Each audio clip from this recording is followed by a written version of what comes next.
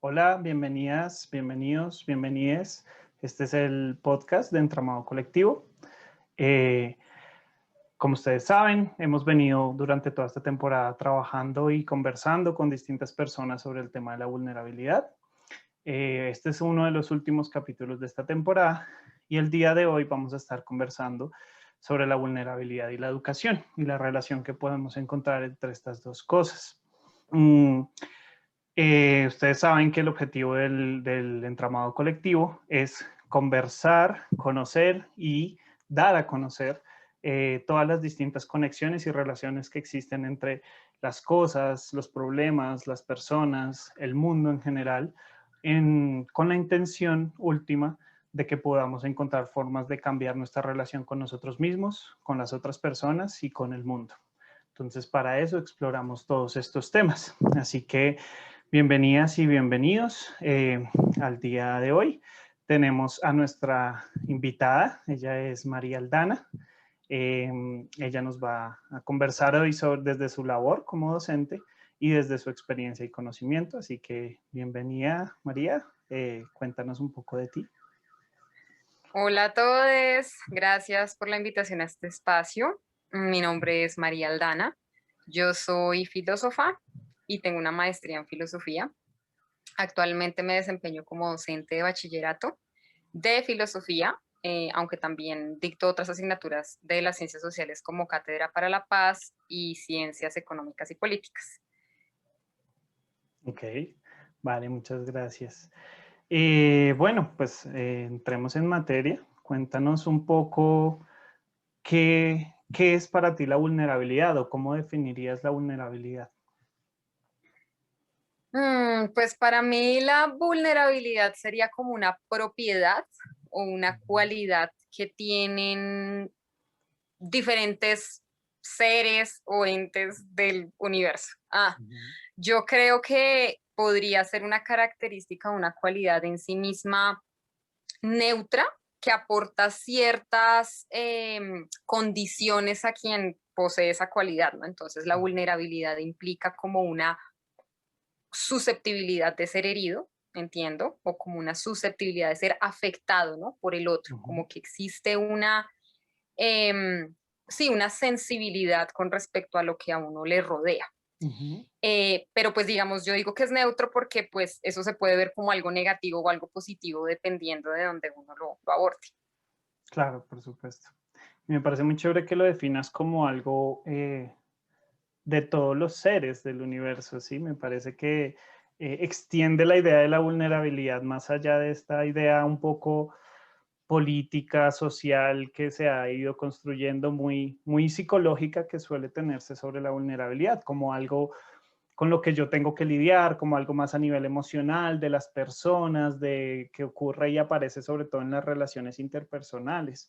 Pero cuando pensamos un poco la vulnerabilidad como algo universal, por así decirlo, entonces nos interpela, ¿no? Nos interpela a pensar que de pronto esa susceptibilidad no solo la tenemos los seres humanos, ¿no? También la tienen los demás seres con los que cohabitamos, pues, el mundo, ¿no? Me parece muy chévere que hagas esa reflexión y esa forma de definirlo. Creo que nos ayuda justamente a lo que nosotros trabajamos, que es la idea de cómo podemos conectar, ¿sí? Las distintas cosas, cómo conectar con lo demás y ver la vulnerabilidad como algo universal nos ayuda a eso, a extender la idea.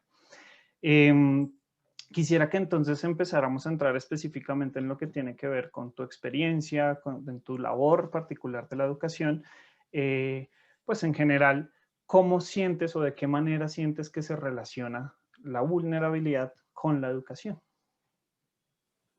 Hmm, Bueno, pues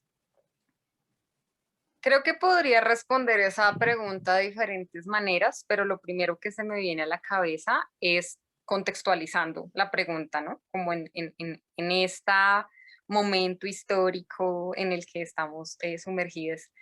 Y Ujú, es que la vulnerabilidad es algo de lo que se aprovecha el sistema educativo.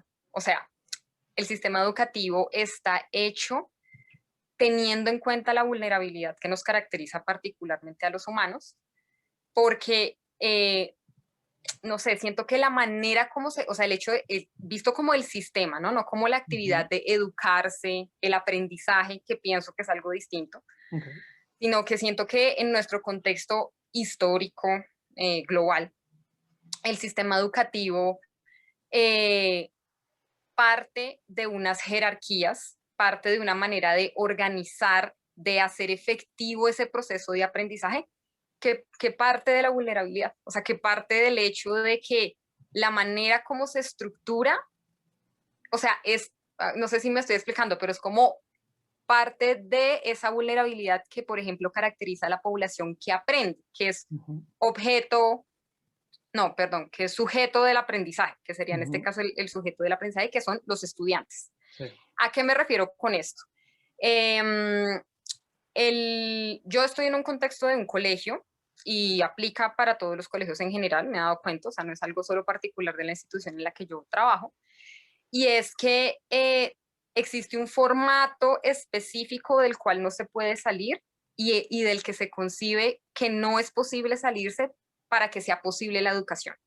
Y ese formato lo que hace es que al ubicar en una jerarquía, en una relación jerárquica, a un poseedor del conocimiento y a un contenedor del conocimiento, a pesar de que hay tantas perspectivas pedagógicas que cuestionan eso, pero hablando en la práctica cotidiana, que es lo que yo veo en mi labor, Ujú, y que finalmente nos falta mucho porque nosotros ideamos cosas muy interesantes, pero a veces, digamos, como colectivo nos hace falta como encontrar las maneras de hacer concretas esas elaboraciones tan interesantes que hacemos como a nivel más sutil. En el momento en el que se construye la escuela o se da este momento del aprendizaje dentro de la escuela, la vulnerabilidad del estudiante como un ser que necesita ser eh, eso, fortalecido, endurecido, ¿no? Que como que con el tiempo la educación lo que permite es que tú te adaptes y que tú te vuelvas una persona productiva, una persona, digamos, con un mismo sentido común, ¿no? Alineado con el resto de el colectivo. Entonces, y se hace de una manera en la que a ti se te imponen unos horarios, se te imponen unas maneras de aprender, ¿no? Solo hay unas maneras de hacer las cosas, entonces yo siento que eso juega mucho con la vulnerabilidad porque todo el tiempo los estudiantes se están debatiendo como entre como este deber ser, como tienen que suceder las cosas, pero por otro lado, estando un poco como que el estudio a veces se vuelve como una obligación, como una mm, cosa que se impone y que hay que hacer y que muchas veces pierde el sentido. O sea, como que precisamente lo que yo decía al principio de la idea de educar o el proceso de aprendizaje es una cosa que termina tomando una distancia gigante, tanto así que yo termino teniendo estudiantes, pues como yo le dicto a adolescentes, entonces ellos son mucho más expresivos, inquietos, o pues ya están como en ese momento más bien de cuestionarlo todo, entonces dicen como no, yo estudio porque a mí me toca, pero yo voy a salir de aquí sabiendo lo mismo que sabía antes, y yo decía como, podemos discutir sobre eso, ujú, pero también entiendo la razón por la que estas personas dicen eso, ¿sí? O sea, por ujú. las que sienten que mejor dicho, que la razón por la que usted tiene que estudiar de esta manera de este modo que no es, que en el que usted no coparticipa creando, sino que usted simplemente le toca admitir y punto, es precisamente porque usted es vulnerable, es porque usted es joven, es porque usted no tiene experiencia, es porque, y todo este tema del edaísmo, ¿no? De desprestigiar por completo a las juventudes y creer que precisamente porque son vulnerables, porque no tienen experiencia, porque no saben, porque, no sé, por toda esa como elaboración discursiva que hay detrás de esas relaciones como jerárquicas. Entonces creo que de esa manera es que la educación y la vulnerabilidad se relacionan y es más como un supuesto que se tiene y que es lo que permite que se jerarquice la relación, las relaciones que existen dentro de la escuela. Ok, no, súper interesante lo que me planteas y que comentas. Me hace pensar sobre todo esto último que estabas mencionando en dos aspectos. ¿M? Por un lado, como que siento que justamente esa sensación del deber, del cómo debería ser la educación y de cómo la educación funciona para como esta línea de asamblaje un poco en la que las personas, los niños, los jóvenes son metidos en su lugar del deber ser dentro de la sociedad, eh, termina reforzando ciertas cosas, ¿sí? Pero a la vez termina imposibilitando un montón de otras cosas, ¿no? Y también limitando las posibilidades de acceso a las diferencias de cada quien, ¿no? Entonces, como por ejemplo una persona, y aquí entra todo el tema del capacitismo, que tiene que también ver Ujú. mucho que ver con lo que tú dices del edadismo, y es esta cuestión de cómo, cómo se espera que todas las personas cumplan con las capacidades que socialmente son las indicadas o las aceptadas, ¿no? Y cómo aquellas personas que de pronto no encajan en eso, sea por condiciones de salud, sea por condiciones de vida o simplemente porque su mente, su forma de relacionarse o su cuerpo funcionan o existen de otra manera en el mundo, empieza a generar un montón de cosas como deserción escolar, gente que se empieza a quedar en las clases porque es que simplemente no entiende, porque no, su forma de aprender no encaja con esa forma de funcionar y estructurar la escuela. Y eso obviamente que termina siendo, pues aprovechando esa vulnerabilidad para terminar reproduciéndola, incluso aumentándola, ¿sí? Que aquí entra lo segundo que estaba pensando y es esto de esta distinción que hace, por ejemplo, Judith Butler cuando habla de precariedad y vulnerabilidad, ¿no? Y cómo estas dos cosas están relacionadas, y no es la única, muchas autoras y autores hablan sobre esto, pero pues es la que yo conozco que maneja esta distinción entre cómo la precariedad tiene que ver con una situación de un lugar social y de un enfoque desde cómo afuera estoy recibiendo un lugar que me asignan o que me es asignado o que me es impuesto y que determina mis posibilidades, ¿sí? Y que esa precariedad, al relacionarse con la vulnerabilidad innata que tenemos como seres humanos sociales que somos, termina es ahondándose, ¿no? Entonces, entre más precaria sea mi situación, entre más socialmente yo sea una persona excluida, discriminada o rechazada de alguna manera, o simplemente estoy en condiciones de menos posibilidad que alguien que tiene mejores accesos, por ejemplo, económicos o que de pronto es de una clase social distinta,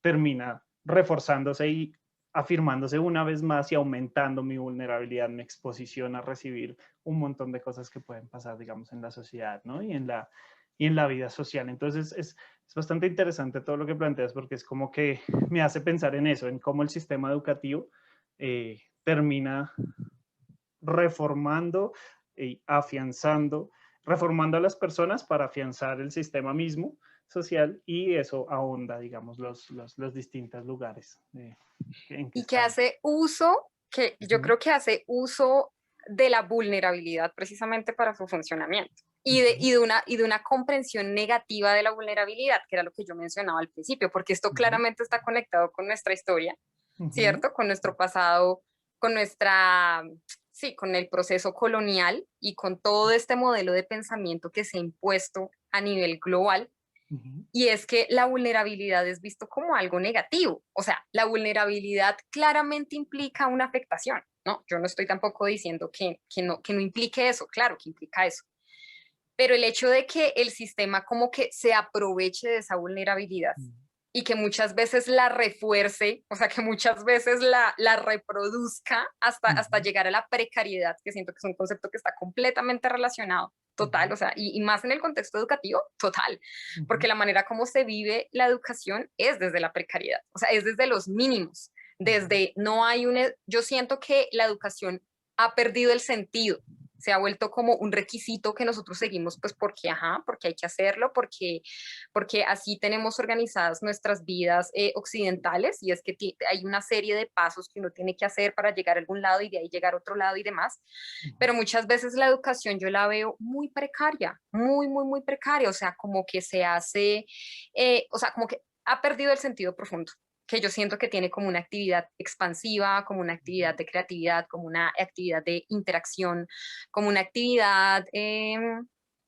de que lo llena a uno, ¿sí? Que lo hace sentir a uno vivo también. Entonces, pero tiene que ver precisamente con esa concepción de la vulnerabilidad como, ¿sí? O sea, como precisamente lo que marca la jerarquía, lo que marca el hecho de que yo pueda dominar, imponerme sobre otro o vender que yo tengo la razón y que entonces tengo derecho a cooptar todos los espacios, todos los escenarios, todas las propuestas, todas las apuestas.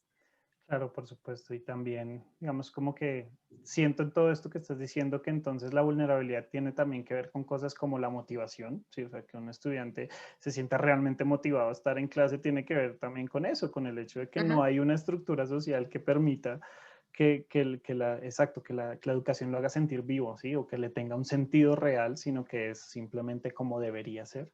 Y por otro lado, que está obviamente relacionada con el tema del poder, ¿no? La vulnerabilidad siempre va a tener que ver con el poder. Entonces, bueno, qué chévere esto que nos comentas. Y ahora quisiera, digamos, escuchándote, pues hablas de entonces ese otro potencial que hay o ese otro tipo de relacionarse, ya no con la educación como sistema, sino con el proceso de enseñanza-aprendizaje o de pronto estos aspectos que mencionas. Quisiera como que nos cuentes eso, ¿cómo lo ves? Bueno, yo creo que la vulnerabilidad en esos procesos, en procesos genuinos de aprendizaje, de interacción, de contacto con el otro, en donde uno, pues no sé, yo le digo a mis estudiantes que en realidad no hay, o sea, que nosotros construimos el conocimiento colectivamente, conjuntamente, a medida que estamos, o sea, y que solo es importante en la medida en la que toca nuestros contextos inmediatos, en la que nos orienta cómo podemos aprovechar mejor nuestra vida o cómo podemos sentir plenamente nuestras relaciones, no sé, o sea, en la medida en la que nos aporta. Y la vulnerabilidad en ese sentido pues tiene que ver con esa capacidad, o sea, esa vulnerabilidad que en el sistema educativo como que se condena y todo el tiempo se modela, pero al mismo tiempo se aprovecha para que se sostenga ese sistema. En este caso la vulnerabilidad viene es más como con un reconocimiento, como un autorreconocimiento, como un autodescubrimiento también de quién soy, de que yo hago parte de un colectivo que no es solo humano, sino que es precisamente, que va mucho más allá, que es planetario, que es galáctico, que es universal, y cómo esa posibilidad que yo tengo como de afectar al otro y de afectarme a mí, eh, pues es algo que es súper fascinante e interesante, ¿sí? Y que uno puede hacer cosas con eso. O sea, yo siento que ahí la vulnerabilidad puede tener una connotación más de como de reconciliación con nuestros límites, con nuestra finitud, o sea, porque incluso esos son los temas que también apasionan, que le apasionan a uno cuando uno estudia, ¿sí? Si uno está en una clase de filosofía y comenzamos a hablar sobre la muerte o comenzamos a hablar sobre la enfermedad o comenzamos a hablar sobre precisamente estos temas que sacan a relucir esa vulnerabilidad que nos caracteriza a nosotros y que también caracteriza pues a todo lo que nos rodea. Entonces ahí la vulnerabilidad siento que es un foco más como de creatividad, como de descubrimiento, como de acceso al misterio, como de, eh, no sé, como que permite, siento que rompe la jerarquía además porque genera unos diálogos mucho más horizontales en donde todas las opiniones son valiosas porque acá no es porque yo viví más años, entonces yo tengo más experiencia o por lo que sea, no, sino al contrario, o sea, ahí realmente la vulnerabilidad se reconoce no como algo que tienen solo algunos porque les toca, sino que es algo que los constituye y que precisamente volvemos a que es algo neutro, o sea, uno le puede ver las cosas negativas, pero también le puede ver cosas interesantes. Claro, por supuesto. Y también me invitas a pensar en el hecho de cómo esa susceptibilidad o esa potencialidad que tiene la vulnerabilidad no es solo de cosas dañinas o destructivas, ¿no? También somos vulnerables o susceptibles al afecto, al encuentro con el otro, al autoconocimiento, como tú dices, al crecer a través de ese interactuar, de ese sentir al otro, sentir el mundo, y ese otro no solo siendo el otro humano, ¿no? Lo que hablábamos en un inicio, entonces ese otro mi contexto, ese otro mi comunidad, ese otro mundo con el que estoy relacionándome, y entonces también plantea como la posibilidad de decir, ok, de pronto, por ejemplo, soy susceptible a comer bien o a comer mal, y eso me implica también un tipo de relación distinta con mi propio cuerpo y con el mundo, con la economía, bueno, con mil cosas que pueden ir detrás de cada una de esas cosas de las que somos susceptibles, ¿no? Entonces, muy chévere esto que mencionas porque es justamente uno de los motivos por los que escogimos la vulnerabilidad como el tema de nuestra primera temporada, porque sentimos que es ese punto en el que podemos ver múltiples posibilidades de conexión, de encuentro, de apertura, ¿sí? Entonces es esa ambigüedad un poco que plantea la vulnerabilidad, ¿no? Que decías tú desde el inicio, de puedo conectarme desde la susceptibilidad al daño, pero también la susceptibilidad al crecimiento y al aprendizaje. Entonces, muy chévere. Quisiera en ese sentido entonces que nos contaras cómo en tu práctica laboral, ya en tus relaciones, en tu forma de interactuar, en tu forma de educar, pones en práctica o tienes en cuenta, ya nos has mencionado algunas cosas, pero como otras cosas que tengas en cuenta a la hora de abordar esa vulnerabilidad dentro de tu espacio de trabajo.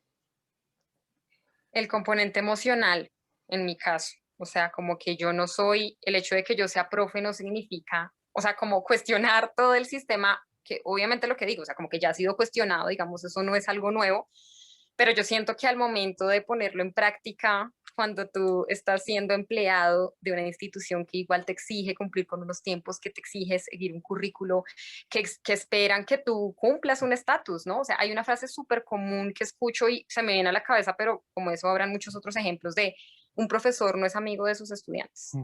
O sea, eso es antiprofesional. No sé en qué sentido, ¿no? Pero lo he escuchado en esos términos. Sí, sí, sí. Y para mí es como súper clave el componente emocional. O sea, yo tengo que, o sea, para mí es fundamental que mis estudiantes sepan que yo los estoy tomando en serio, que me preocupa, que si mis estudiantes no están en el ánimo no sé, de tener un día, no sé, de hacer determinada actividad, pues que yo pueda leerlo. Y creo que eso hace parte, sí, o sea, como que no es solamente lo verbal, lo explícito, sino también este lenguaje no verbal, este compartir una energía, ¿no? Que uno sabe Ujú. cuando las cosas que vienen de una clase terrible y todos vienen súper achantados o vienen súper molestos y como tener en cuenta eso porque eso también es lo que hace que, o sea, eso también hace parte del ambiente de aprendizaje, eso también afecta en la manera como se logran o no los objetivos de esa clase puntualmente.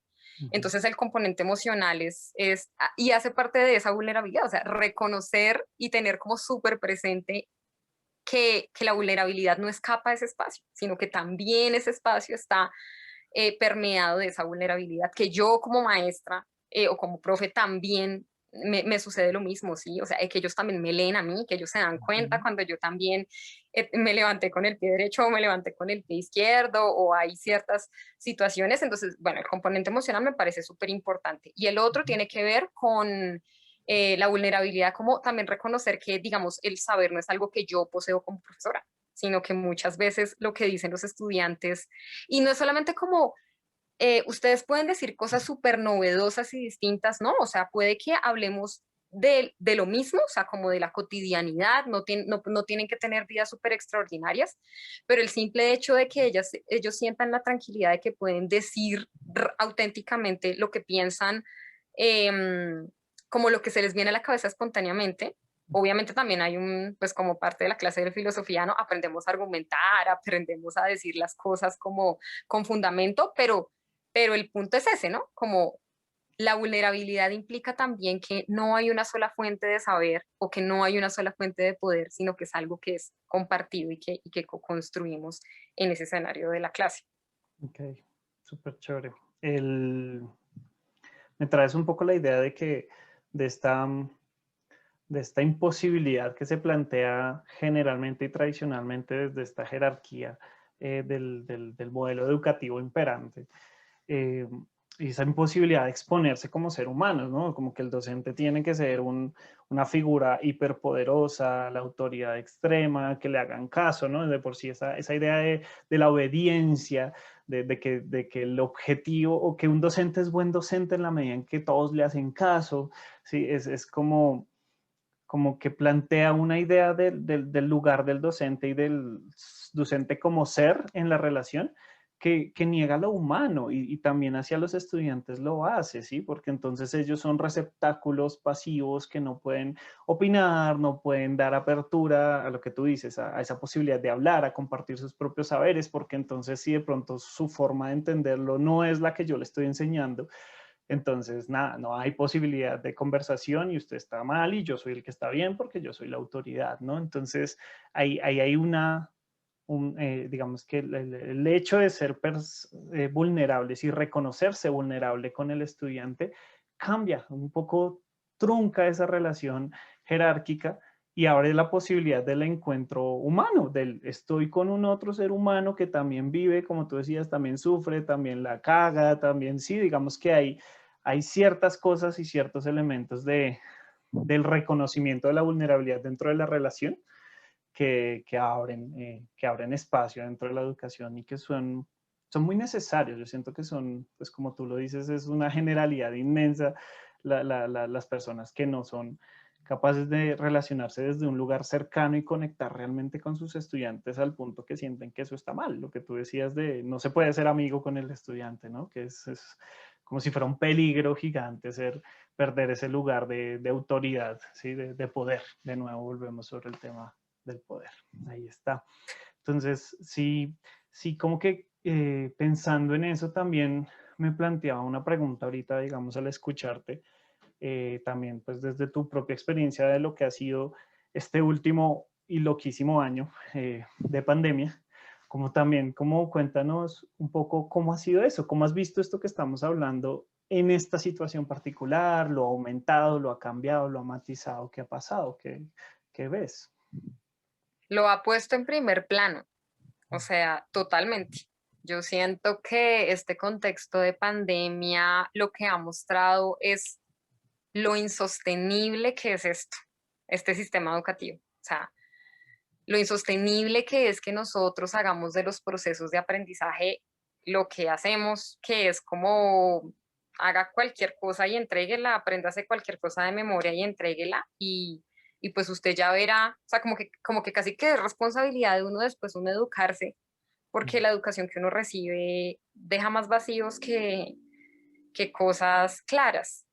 Obviamente no debería ser la respuesta y uno no debería salir con todo súper, no, pero sí se notan mucho los vacíos y la precariedad absoluta, digamos, el contexto en el que yo trabajo.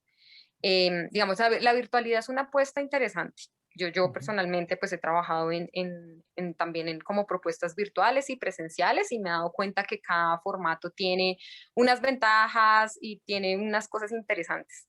Pero en el contexto de la escuela eso no se vive. Primero porque la pandemia nos cogió a todos de sorpresa y ningún colegio tenía preparado, o bueno, tal vez algunos ya habían avanzado, pero digamos la mayoría de colegios no tenían como ese plan de contingencia de trabajar desde la virtualidad. Entonces, ¿qué tocó? Improvisar al 100, o sea, como hacer muchas cosas locas y pues la educación se fue al piso, además porque como todos los contenidos que uno da en la presencialidad se logran transmitir a través de la virtualidad. O sea, ¿cómo jugar ahora? Lo segundo, ¿cómo yo me impongo en un salón de clases desde una cámara? ¿Cómo yo obligo a los estudiantes? O sea, se rompe esa dinámica. Eso es interesante más bien. Eso es más bien algo interesante. Pero bueno, volviendo como a lo que no ha sido tan chévere, es que em, pues uno se da cuenta de las pocas posibilidades, o sea, de lo difícil que es para las familias y para los estudiantes mantenerse a lo largo de tanto tiempo, ya llevamos casi un año en estas, para conectarse, para estar allí, o sea, ahí ya se comienzan a ver este tema de la precariedad y de los condicionamientos sociales, y es que si tú no tienes el dinero para tener una conectividad estable, para tener un dispositivo, ni siquiera tienes celular propio, pues entonces, ¿cómo vas a recibir esa educación a distancia? Y uno dice, sí, volvamos, pero ¿cómo vamos a volver si estamos ante un virus que es real, que es peligroso, que nos afecta? O sea, sí, es como ese dilema de que la desigualdad social y el clasismo y obviamente las otras formas de discriminación social, porque también no es gratuito que quienes ocupan las bancas en las escuelas y quienes no acceden a la escuela, ¿no? Pero digamos que yo siento que en este momento esa imposibilidad del estudio y de poder disfrutar el proceso de aprendizaje en toda su esencia, como en lo chévere, lo está viviendo todo el mundo. O sea, como que siento que la pandemia lo que hizo fue decirles, mire, o sea, esto es lo que pasa, pero que no se ve, o que no se habla, o que se oculta, pero acá no hay manera ya de cómo maquillar esa vaina, ¿sí? Claro. O sea, como, o tenemos que ser otros después de esta vaina, o no sé, cómo va a ser posible que se sostenga, digamos, algo con tantas falencias, y que, digamos, yo siento que las instituciones muchas veces se lo plantean y como que existe un discurso igual, o sea, yo siento que igual hay esfuerzos que se están haciendo desde la escuela, desde lo institucional, para que hayan unas transformaciones, pero es que el problema también es estructural. Mm. Entonces, lo interesante de la pandemia es que la pandemia coge las estructuras y le hace esto que no puede hacer otras cosas, o sea, que no puede hacer ni la teoría crítica, que no puede hacer las alternativas que se construyen desde afuera de la institución, sino que esta vaina sí coge y dice, somos vulnerables, Ujú, somos susceptibles de morir, no ujú. nos podemos, o sea, esto no es que nosotros nos inventamos el mundo y funciona perfecto porque llega una cosa que nos da una cachetada y dice como, replantéate tu modelo de vida porque es que, o sea, tu mundito que te creaste pues no aplica siempre. Claro, por supuesto. Sí, nos pone en primer plano la vulnerabilidad y nos pone en primer plano el hecho de que no todo está bajo nuestro control y de que no todo cae como normalmente se ha hecho en el tema de educación de nuestro sistema, no todo cae sobre el docente, ¿sí? Entonces, esta idea de que, no, una buena educación es un buen docente y hasta ahí llego, ¿sí? Y no, claramente, como tú lo mencionas, incluso aunque las instituciones estén planteando ideas, incluso cuando hay las herramientas, ¿sí? Si pensamos de pronto estudiantes que sí tienen acceso a Internet, sí tienen computador, docentes que puede plantear, y aún así las limitaciones de la educación siguen y están claras, porque eso no depende solo de eso. Hay un tema estructural bastante fuerte, como tú lo mencionas, que me parece muy bueno que lo traigas a colación porque nos ayuda a conectar eso, nos ayuda a conectar la educación con la política y con lo importante de un cambio a nivel social, ¿sí? En nuestra forma de pensar la educación más allá de una relación docente-estudiante o de una cátedra, ¿sí? Sino como algo mucho más extenso y que también tiene que ver con por ejemplo, este rol que tienen ahora los padres que cumplir dentro del proceso educativo, ¿no? Que antes era, bueno, Ujú. te dejo allá a mi hijo y ojalá me lo dejes bien educadito y yo lo recojo en la tarde, ¿sí? A ver cómo me lo Ajá. entregas, ¿sí? No, ya no, ahora hay un reto ahí, ¿no? Y también un poco como también se rompe esa relación que tradicionalmente había habido entre padres y docentes de esta lucha de botarse la pelota los unos a los otros. Es que si eso no sé, si el niño es así es porque los papás y los papás dicen, no, pero es que el profesor tal cosa. Y acá no, Ajá, pues si no trabajamos conjuntamente, nos jodimos y no podemos hacer nada. Y eso me parece total. muy chévere que haya sucedido. Y bueno, no, ya se nos está yendo el tiempo, entonces quisiera como que cerráramos con un último tema y es pues desde tu conocimiento, tu práctica, tus experiencias, ¿qué sugerencias puedes plantearle a, a las personas que son formadores, ¿sí? O formadoras, ¿sí? Aquellas personas que educan. Y hablo de aquellos que educan porque no, la educación no es solo el docente, no es solo el colegio, no es solo la institución, es también la familia, es también las relaciones cotidianas, es también la educación informal, ¿sí? Todas estas formas distintas. Entonces, ¿qué sugerencias darías a todos aquellos formadores, educadores, padres, madres, cuidadores que enseñan para involucrar o traer la vulnerabilidad a esa relación educativa que tienen? Un cuestionamiento radical de las jerarquías.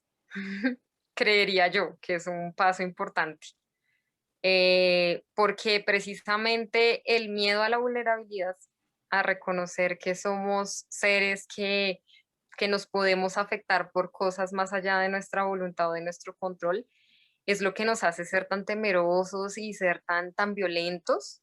Ya estoy hablando como también a nivel histórico en general. Yo creo que detrás de eso hay un miedo y un desconocimiento de uno mismo muy profundo. O sea, como un desconocimiento de que esos límites no tienen por qué ser malos, ¿no? Como esas Ujú, categorías que nosotros usamos para interpretar la realidad o para interpretar las cosas. Es como, no. Entonces, cómo un formador o formadora de cualquier tipo podría entrar en contacto con la vulnerabilidad? Pues cuestionando su propio lugar. O sea, creo que la diferencia no es pensar en los estudiantes todo el tiempo, ¿no? O sea, esto hay que replanteárselo, no todo el tiempo hay que estar con ellos y poniéndolos aquí, poniéndolos allá haciendo tantas cosas que precisamente ellos pierden la libertad de ser. Y no me miro a mí misma como docente, no me miro a mí misma el estatus, el poder y el miedo en general que me lleva a mí a actuar de una manera que hace que ese proceso se desconecte, o sea, que no genere, que pierda el sentido, que es algo que para mí es como gravísimo, gravísimo, es como uno de los grandes problemas que tiene la educación, no tiene sentido, la gente no sabe por qué estudia, no sabe para qué, solo lo hace porque tiene que hacerlo y ya. Entonces creo que sería eso, como cuestionarse el lugar propio de formador, ¿no? Como tratar de construir ese lugar y ver cómo puede abrazar su vulnerabilidad y desde ahí ejercer o hacer su práctica, la que sea. Qué bonito, me encanta y quisiera, yo creo que ir cerrando con eso, me parece muy bonito esto de esta metáfora o esta idea de abrazar la vulnerabilidad, ¿no? Siempre es como la invitación sobre la que una y otra vez volvemos y hoy tú traes a colación y me parece que es fundamental, ¿sí? Es dejar de tenerle miedo a ser vulnerable, dejar de tenerle miedo a decirle al hijo, hijo, es que pues yo tampoco sé, si yo no tengo las respuestas, o hijo, es que me equivoqué y yo no hice las cosas bien contigo, ¿sí? De bajar de ese lugar, o estudiante, o incluso cualquier otro lugar de jerarquía, ¿no? Entonces, no, que si yo soy el formador, el docente universitario, el hiperexperto, pero pues resulta que yo también me equivoco, yo también sufro, yo también estoy mal, un día de pronto no puedo dictar clase, estoy estresado, no estoy en condiciones de lidiar con esto que significa educar, pues eso también es importante, reconocer todo eso y abrazar eso y de pronto aprender de eso y cuestionarse. Me parece súper chévere esa invitación que nos haces y te la agradezco un montón. Muchísimas gracias por estar aquí, muchísimas gracias por todas las cosas que nos has traído y nos has ayudado. Yo sé que pues, este tema da para muchísimas más cosas y claro que hubo mil cosas allí que se podrían haber extendido, que se podrían haber abordado, pero bueno, la idea es que esto siga ocurriendo. Ojalá en algún día nos puedas volver a acompañar dentro del espacio del podcast o en cualquier otro espacio de los que estaremos trabajando con el colectivo. Y nada, bueno, gracias por tu tiempo y por haber estado acá. No, gracias a ustedes por esta invitación a estas conversaciones tan importantes, tan necesarias y tan estimulantes también. Muchas gracias. Vale, listo. Y bueno, todas las personas que nos escucharon y que estuvieron aquí presentes, pues les invitamos y les recordamos que tenemos nuestras redes sociales en YouTube, en Facebook, en Twitter, sobre todo Instagram es donde más nos movemos para que por favor nos sigan. Esperamos que estas podcasts y estos capítulos les hayan ayudado de pronto a pensar en alguna cosa que antes no habían pensado, preguntarse alguna cosa o incluso se estén planteando seriamente hoy en día abrazar su vulnerabilidad. Ojalá así sea. Entonces, muchísimas gracias y que estén muy bien.